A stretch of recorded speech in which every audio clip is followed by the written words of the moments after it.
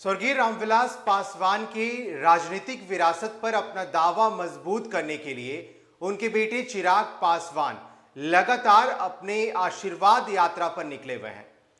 पिछले दिनों चिराग पासवान भोजपुर के आरा और बक्सर जिले में थे।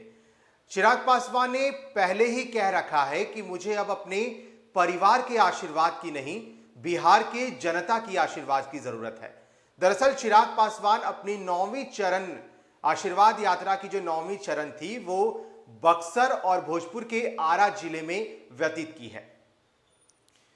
इसके एक दिन पहले उन्होंने आरा में जनसभा की थी। इससे पहले अपने यात्रा के 8वें चरण में वो औरंगाबाद, सासाराम और कैमूर जिले में जनसभाओं को संबोधित कर रहे थे। इसी साल 5 जुलाई को अपने पिता के जन्मदिन के मौके पर उन्होंने ये यात्रा शुरू की थी। इसके तहत पिछले 2 महीनों में हर सप्ताह चिराग पासवान बिहार में अपने इस यात्रा के लिए निकलते रहे हैं और अब तक लगभग पूरा बिहार घूम चुके हैं। विधानसभा चुनाव में सीटों के लिहाज से नाकामी के बाद चिराग जब तक संभलते तब तक उनके चाचा पशुपति कुमार पारस ने 5 सांसदों को अपने पाले में कर पार्टी तोड़ दी। पारस अब केंद्र सरकार में कैबिनेट रैंक के मंत्री हैं, जबकि चिराग पासवान के सामने अपने पिता की राजनीतिक विरासत संजोने की चुनौती है। इस कोशिश के तहत चिराग इन दिनों कहीं अपनी पार्टी के कार्यकर्ताओं और बीते विधानसभा चुनाव में प्रत्याशी रहे नेताओं के घर पहुंचते दिखते हैं, तो कहीं अंबेडकर, गांधी और बाबा चौहरमल के साथ ही सहजानंद सरस्वती की मूर्तियों पर माल्यार्पण करते हुए नजर आते हैं। इस यात्रा के दौरान गया जिले में पासवान चौक पर चिराग पासवान को देखने पहुंची नगीना देवी के सामने पशुपति पारस का नाम उछालने पर उन्होंने कहा कि हम खाली 2 ही नाम सुने हैं, रामविलास और चिराग।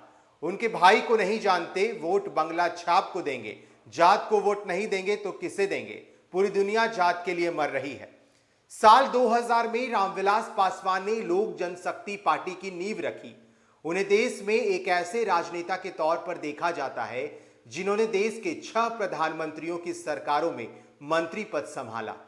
वे वीपी सिंह से लेकर एचडी देवगौड़ा, आईके गुजराल, अटल बिहारी वाजपेयी, मनमोहन सिंह और नरेंद्र मोदी की सरकार में अपनी मजबूत दखल के साथ हिस्सेदार रहे।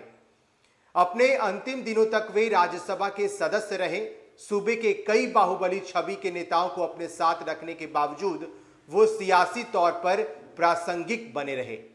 कहा जाता है कि रामविलास पासवान को देश और प्रदेश की राजनीति में चल रही हवा का रुख मापने में वे सिर्फ एक बार चूके, जब साल 2009 में वे यूपीए से अलग होकर लालू प्रसाद यादव के साथ आए और हाजीपुर की उसी सीट से हार गए जहां उन्हें रिकॉर्ड वोट मिले थे।